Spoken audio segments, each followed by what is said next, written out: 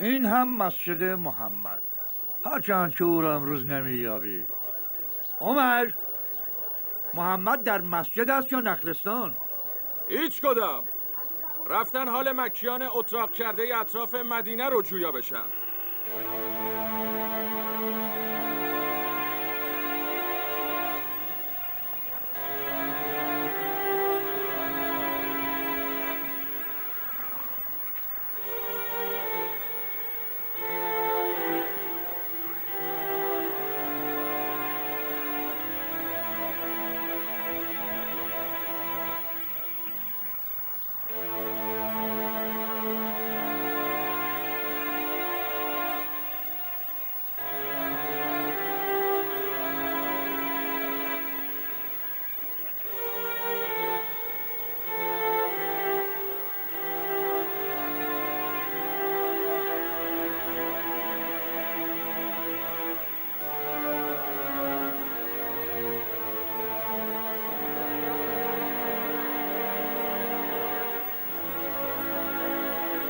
السلام علیکم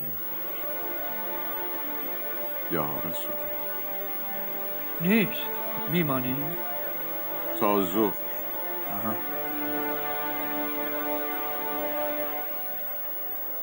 نگفتی مرد یمانی؟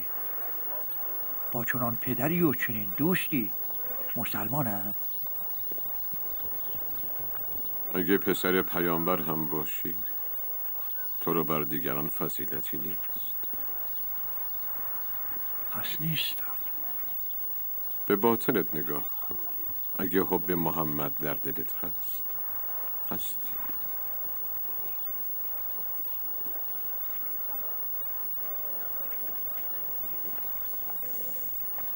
هست. به خدا سوگند که هست. هی!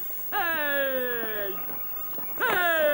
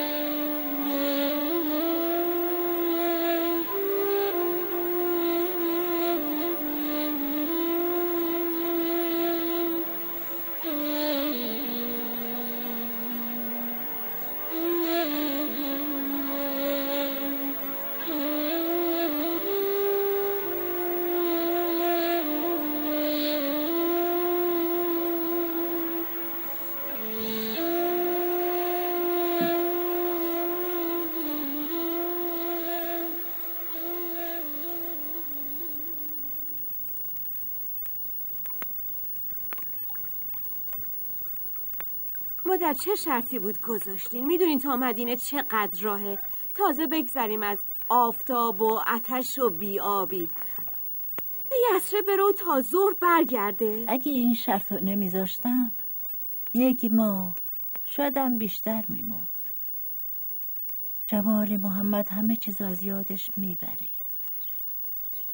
گفتم از صبح تا ظهر که اگه خواست 1 هفته بیشتر نمونه.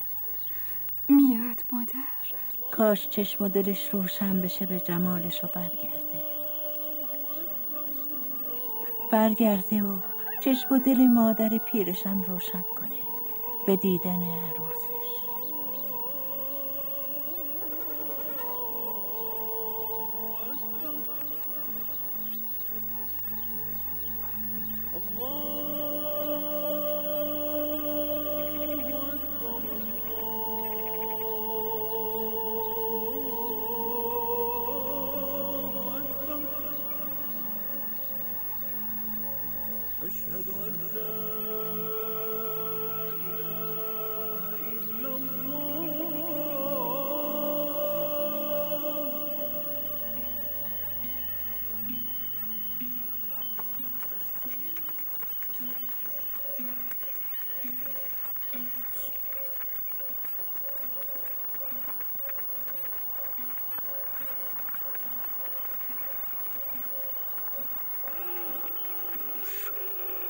آی بیابانی بی سر و پا، آی با تو هم. من ابو صبره جعفی هستم، بزرگ قبیله جعفی و اینها پسرانم هستن. تو اهل یمنی؟ میدانم همه همین نگاه میکنن که تو میکنی. چه کنم؟ پسرانم عزیز و صبره باید سوار شتر بشن و من بزرگ قبیله جعفی سوار بر الاغ خرشم. دوملی چرکین چندین و چند ساله که آزارم میده و منو از گرفتن افسار اسب و شتر باز میداره. عاجزم کرده، باید خر سوار بشم. تو پیامبر را دیده ای؟ بگو تا بدانم آیا میتونی این دومل چرکین منو مداوا کنه؟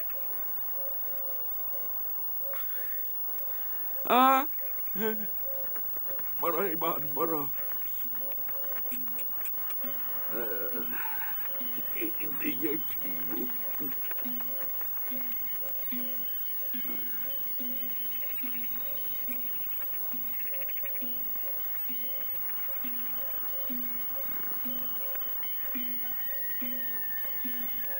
نفهمیدیم از این خرما در بازار یثرب چطور بود؟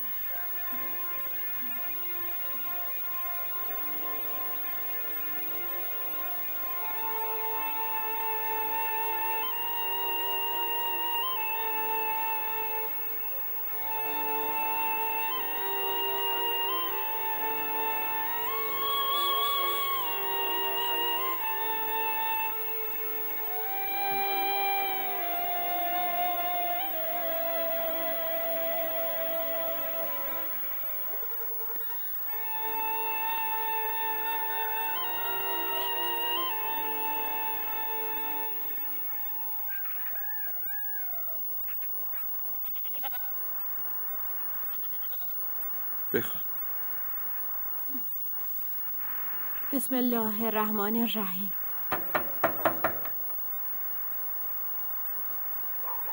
قیس، باید برم. ابو صبره و پسراش از یثرب اومدن.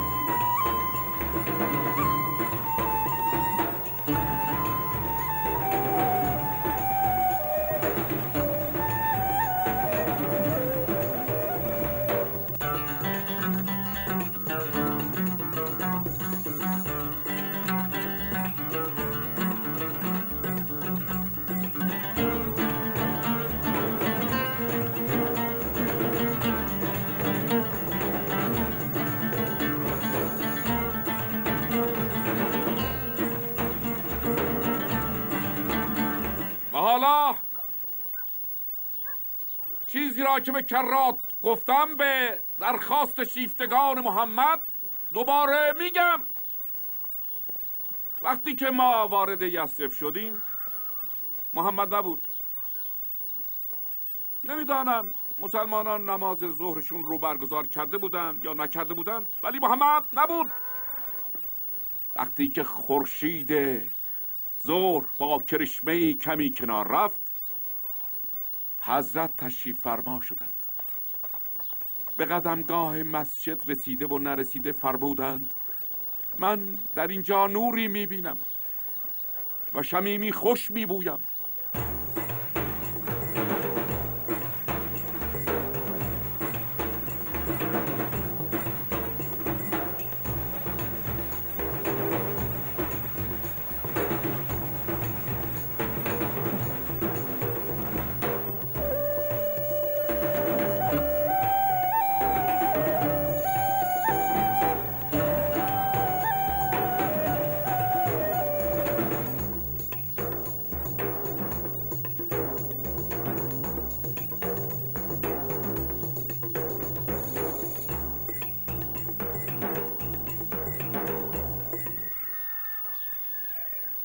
حضرت فرمودند این نور اوست که برای ما به پیشکش گذاشته و رو به یمن کردند و فرمودند آری او برادر من اویس بود.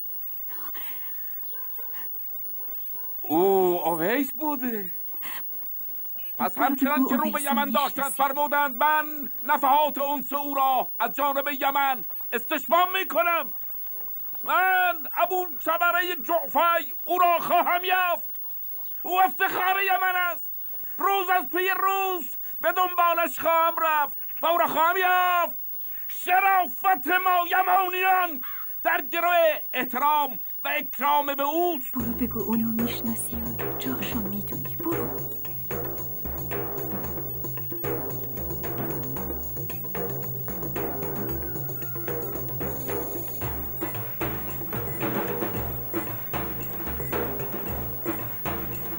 اما مطلبی دیگر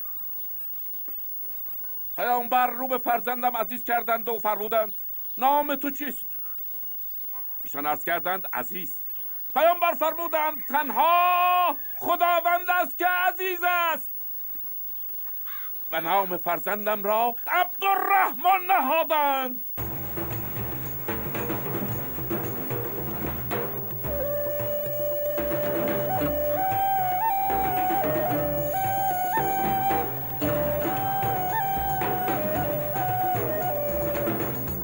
و حالا جماعت این شما و این دمل چرکین ابو صبره جعفی اون دمل چرکین چندین و چند ساله کجاست؟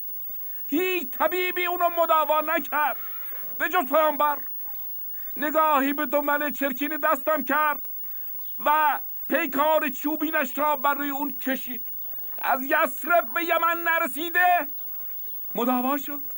از دست سالمم هم سالم تر شد. فرزندانم، خانوادم، جاه و جلال و مجدت و همه هستیم از آن محمد، فدای محمد.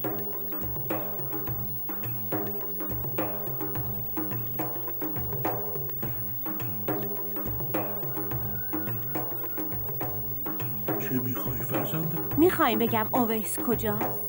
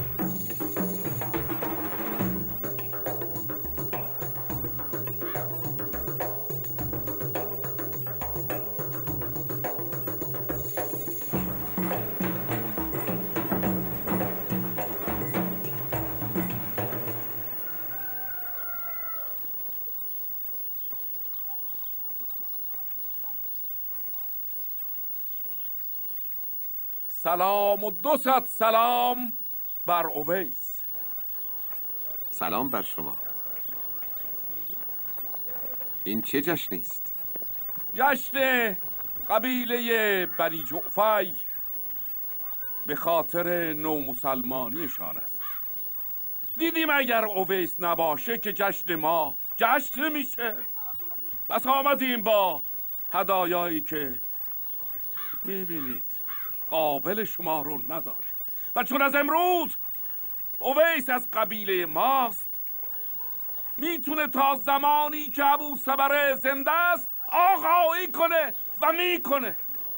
پس از امروز اعلام میکنم که نام اویس جعفی است. گفتم و حالا همه یمانیان میدانند چیزی را که رسول الله درباره اویس گفت و من ابو صبره جعفی مسجدی می سازم به نام اویس جعفی. مسجدی به نام مبارک رسول الله. بیایید، جشن شماست.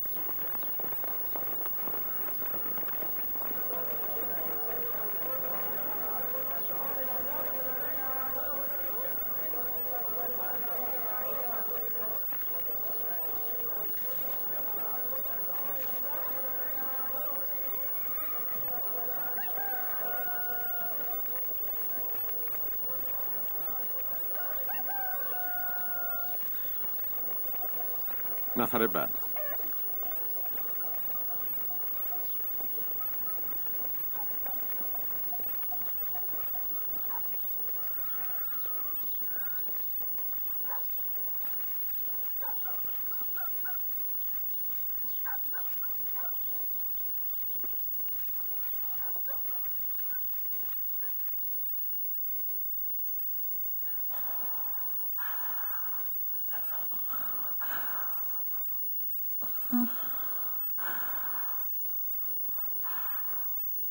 امشبم نمیمونی؟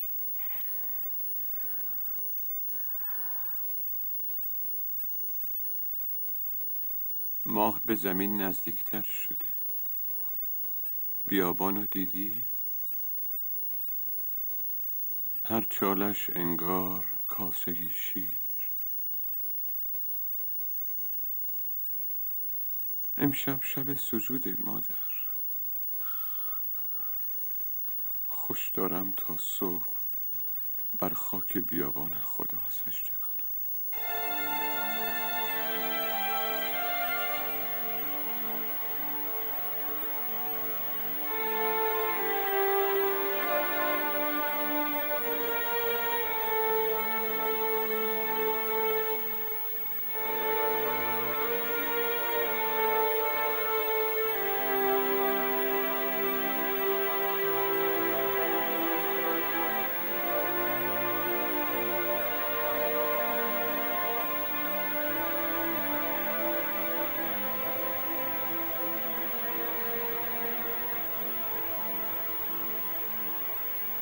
ماه امشب با همیشه فرق داره.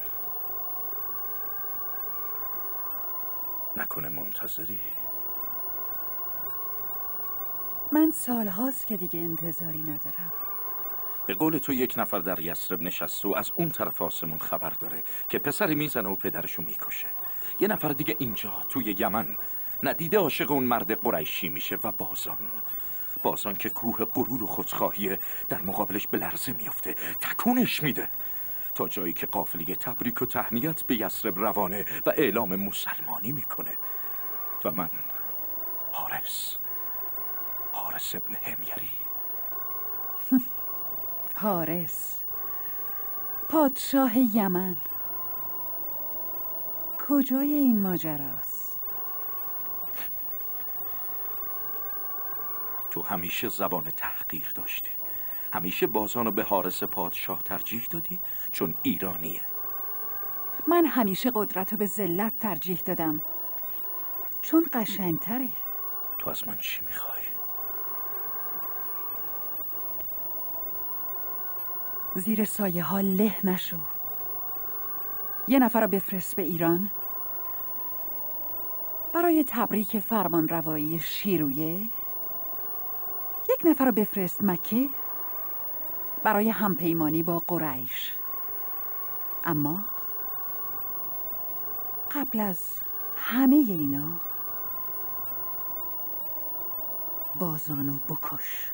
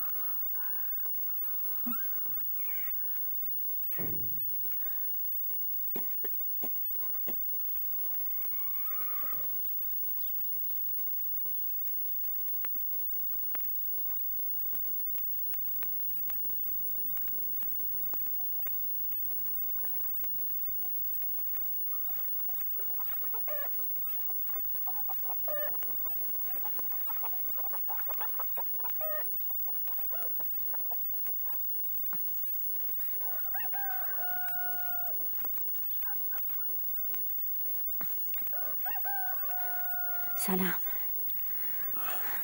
سلام. خدا قوت من. مواظب جوشونده مادرم باش، سر نره. باشه. تا من این گیریم آخر رو تمام کنم.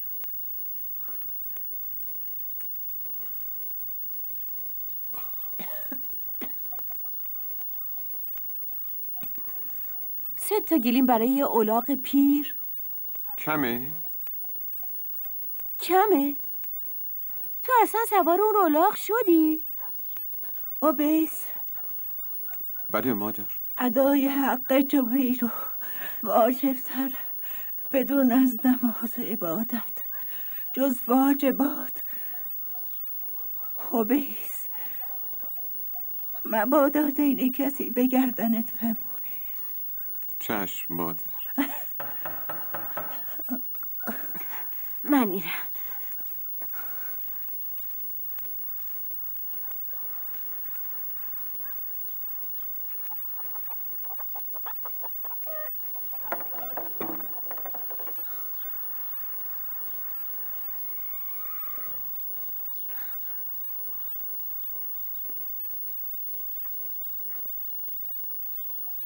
اویس،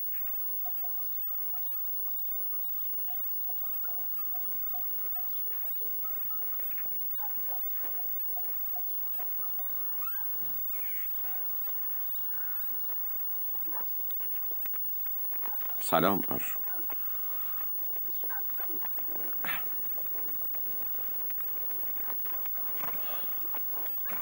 سلام بر اویس. اونایی که از یثرب اومد مدینه خبر آوردن که رسول خدا قصد فتح مکه رو کرده. جنگ بزرگی برپا میشه. جانم فدای رسول خدا که وقتی قصد کنه انجام میشه. و اما بعد امیر بازان بر اویس سلام فرستاد و خواست به قصر بیاید و بگید از یمن چند نفر به مدینه فرستاده بشن و چگونه برن. سوار و پیاده، چند شتر و چند اسب تا اویس اونا رو به مدینه ببره. اویس و مادری پیر و بیمار.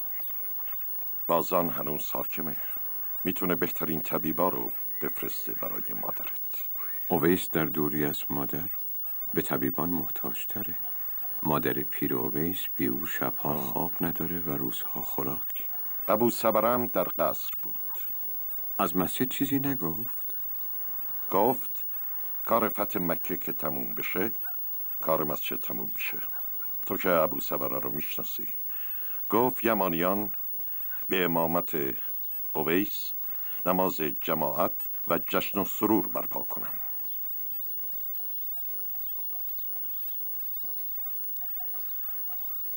شما همه منو خوب میشناسید. اهل تزویر و دورنگی و رنگ و ریا و خودنمایی نیستم. برای همینم هرچی میگم باید قبول کنید. بی قول و قسم. چرا؟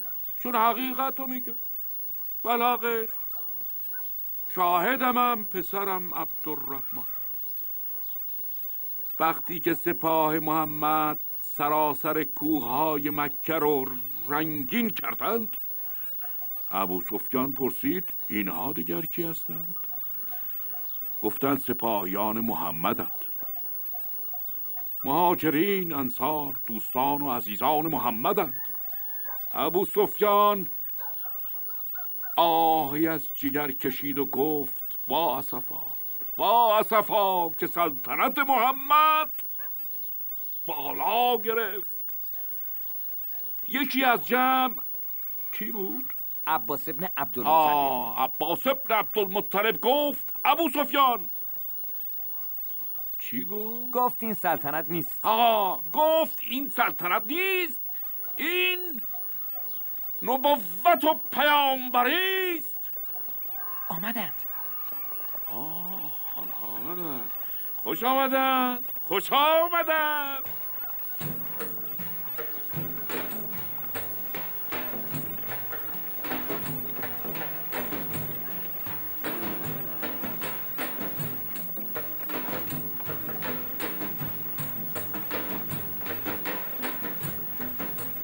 خوش آمدید. خوش آمدید. خوش آمدید.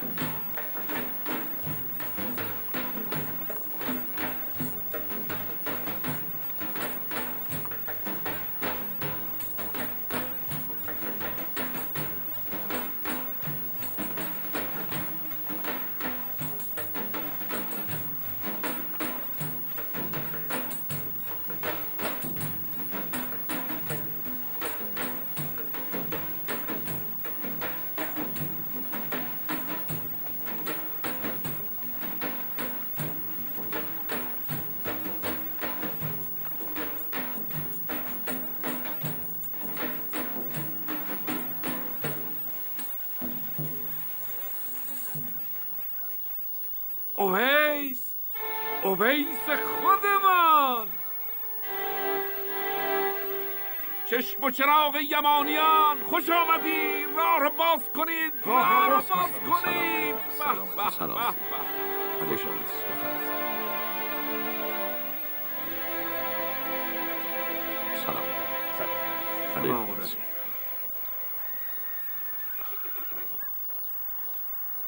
بسم الله الرحمن الرحیم. بسم الله الرحمن الرحیم. هر کس در جایی که هست برخیزه. برخیزید.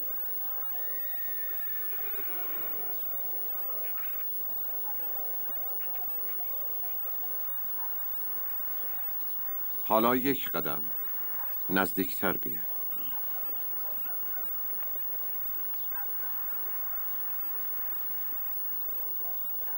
مقصود همین هست. نزدیکتر شدن به حضرت دوست.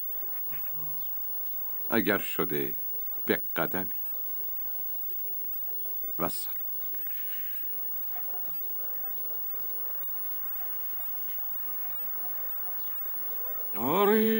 آری. اویس،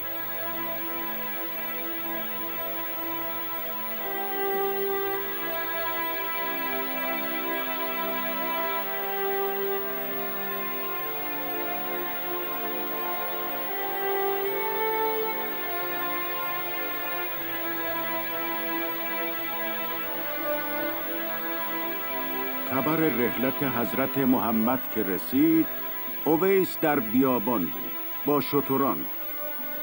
گفت به خدا قسم که مادرم هم مرد. و مرد؟ اویس می گفت مادرم به دعا از خداوند خواسته بود که پس از محمد زنده نماند و زنده نماند. نرسیدین؟ چقدر طول کشیدین راه یمن؟ میرسیم پشت اون تپه ها.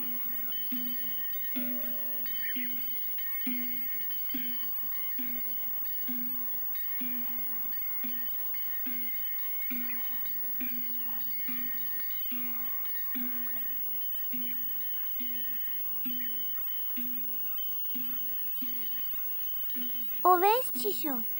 پیامبر خدا وصیت کرده بودند مرقعم و به برادرم اویس قرنی بدید و علی خود برای سپردن مرقع به اویس عزم یمن کرد.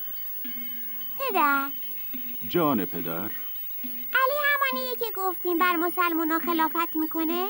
بله، علی امیرالمؤمنین.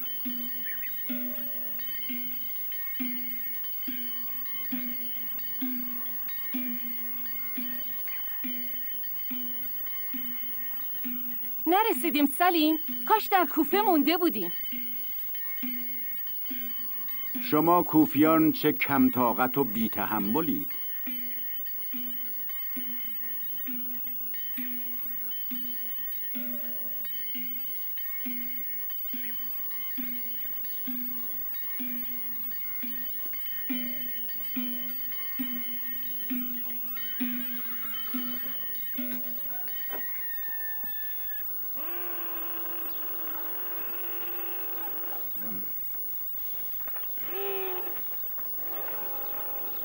سلیم،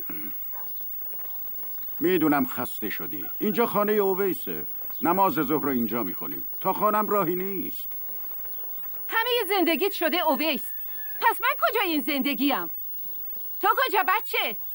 الان میام.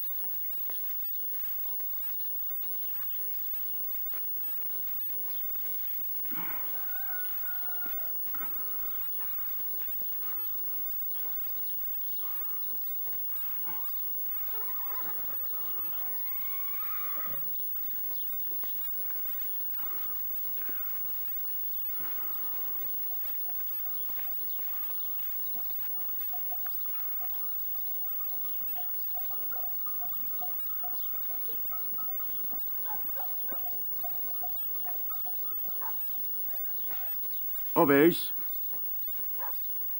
اوی.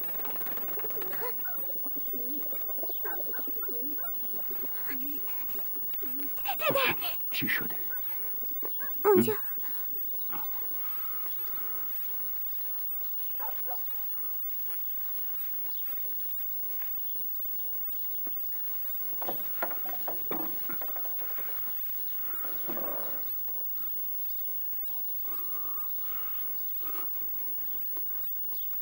از صدای کشیدن پات رو زمین فهمیدم تویی. اومدی؟ سلامه. تویی؟ چرا؟ عزای صد مردم نمیتونه آدم و اینجور بشکنه. رفتی که با اویس برگردی؟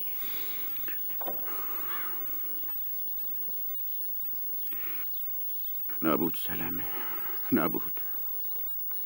هر کجا رفتم نبود. حران، دمشق، مدینه. الانم از کوفه میام. هیچ کجا ساکن نشده. اونو پیدا نکردم. میگفت موندن برای قلبای عاشق حرامه. تو دنیا مضطربند از طلب، تو قیامت بیقرارند از طلب.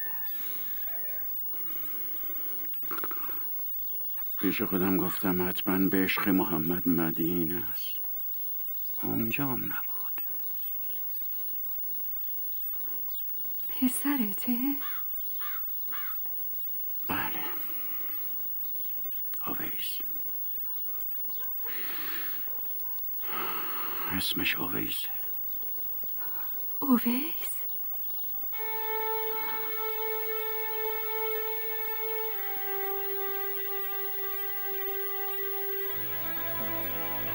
اویس، مگه عاشقش نبودی؟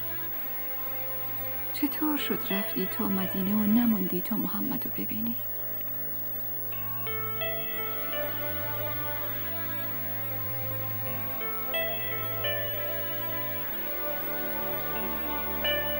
اویس گفت از یکی پرسیدم راه عاشقی چجوریه؟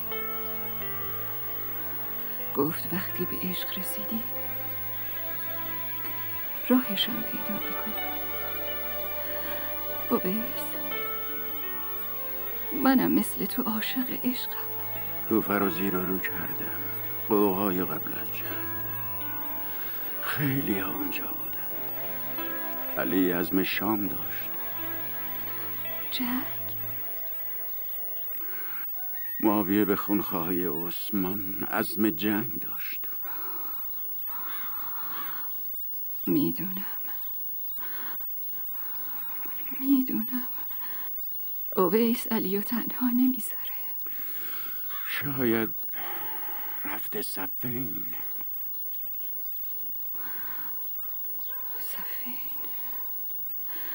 صفین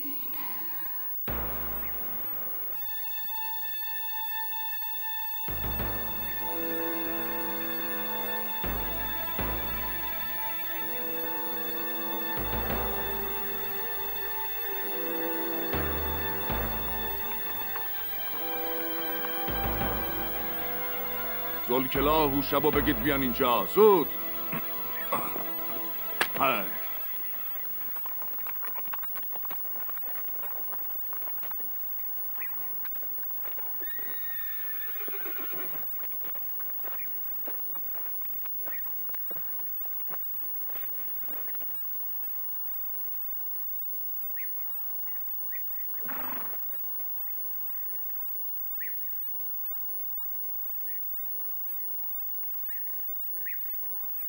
خبریه؟ همه منتظرن از تو خبری بشنون.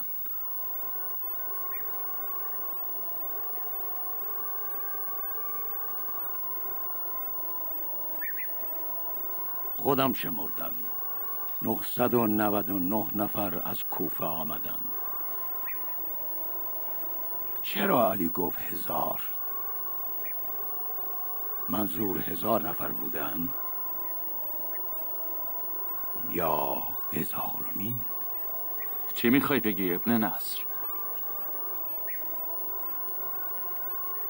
1000 نفر. اگه همه آمدن الا یکی، پس اون یکی 1000 تاست.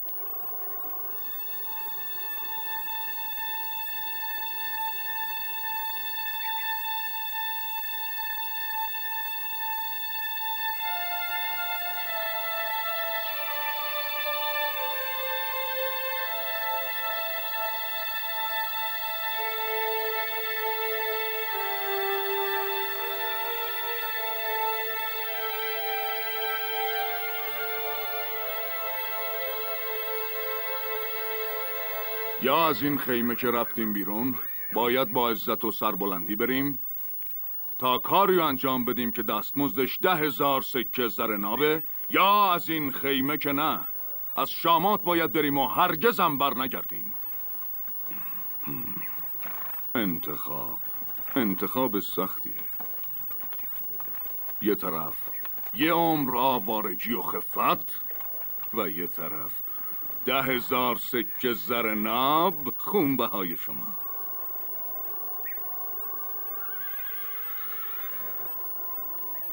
حالا میفهمم چرا مالک تو رو برای دیدبانی فرستاده. ولی من نفهمیدم چرا یک نفر برای علی اینقدر مهمه. علی مثل معاویه نیست. نه اهل خود است نه نیرنگ. علی جایی رو میبینه و از چیزی خبر داره که فهمیدنش برای ما سخته.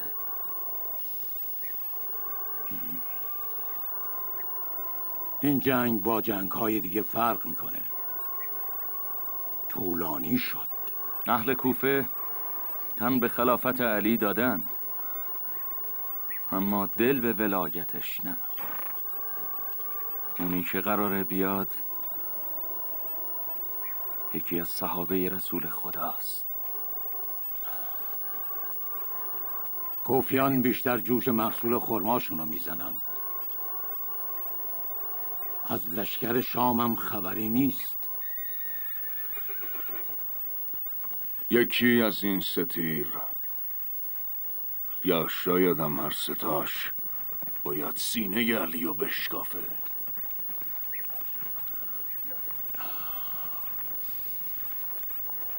کشتن علی اونجا میونه اون همه جان فدا. شما بین قوم و قبیلتون به جنگاوری مشهورید. میخواید باقی عمرتونو به آوارگی انگشت نما باشید؟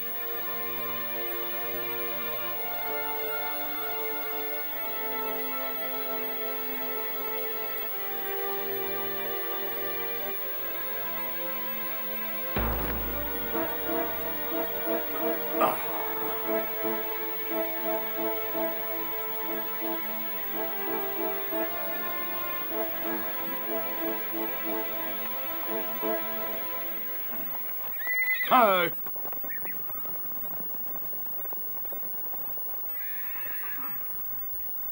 وقتی وسط معرکه جنگ همه چیز انقدر آرومه آدم میترسه.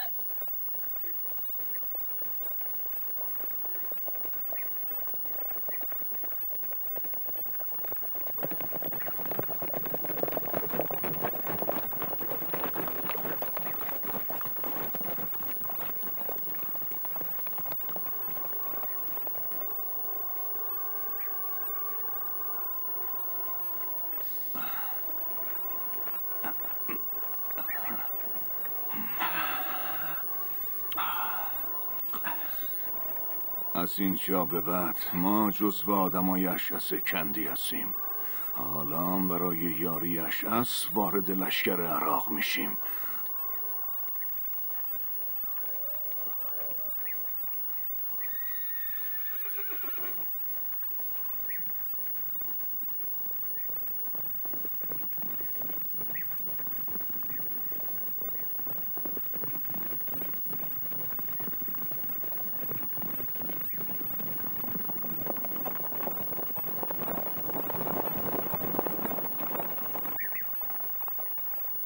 به این طرف نیومدن.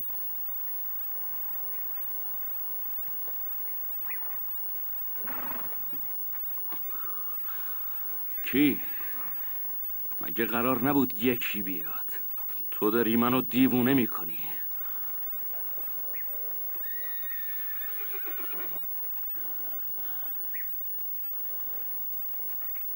درست نیست. چرا درست نیست؟ گاهی شک میکنم تو نابغه‌ای یا دیوونه. ما عاشقیم، همین.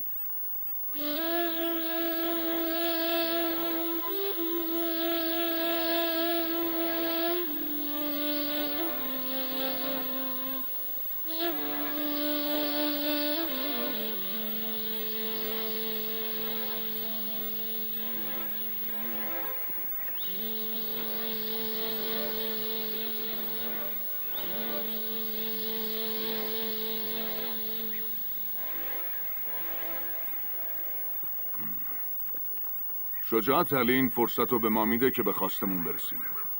علی خلیفه خیمه نشین نیست که فقط شاهد جنگ باشه، مثل مافیه.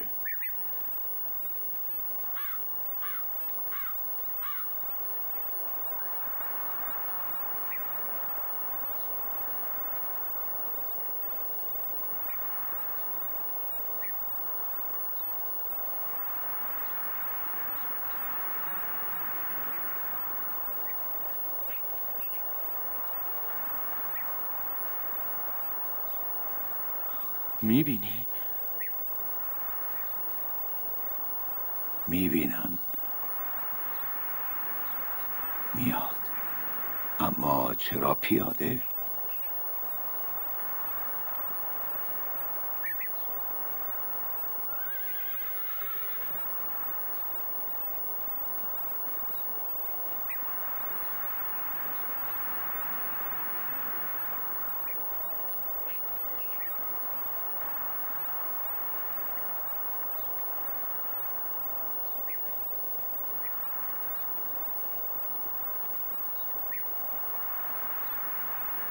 سلام علیکم. سلام علیکم. علیکم السلام.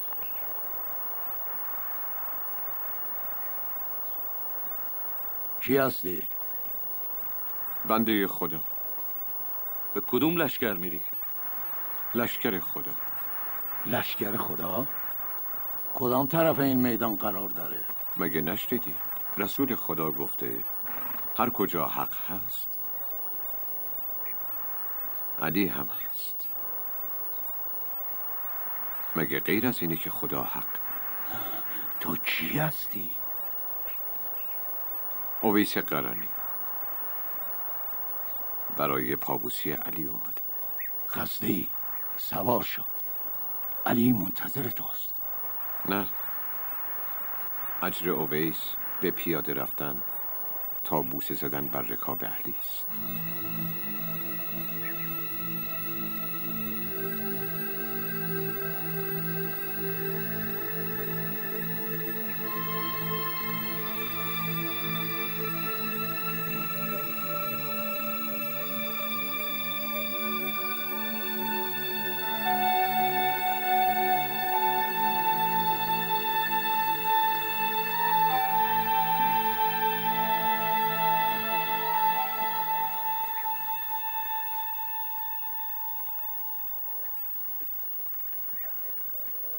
کار که تموم شد هر کسی از طرفی میره.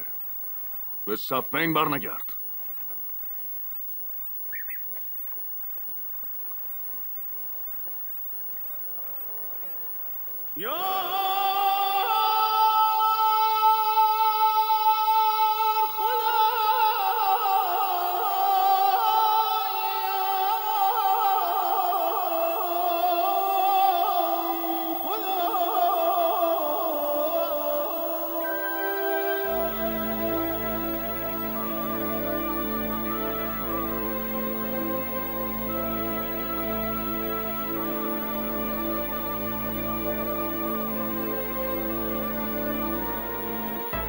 صدها سخن به دل بود، صد راز در صدایم. یارا چه میتوان گفت در بند تو رهایم. ناگفته ماند حرفم، تفسیر با تو باشد. نادیده ماند خوابم، تعبیر با تو باشم.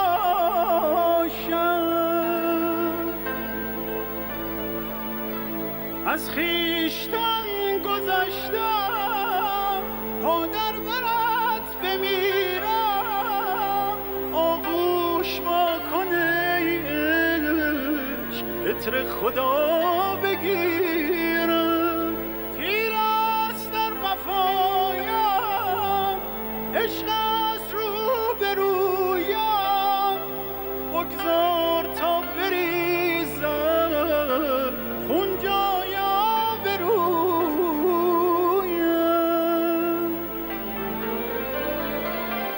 صدها سخن به دل بود، صد راز در صدایم. یارا چه میتوان گفت در بند تو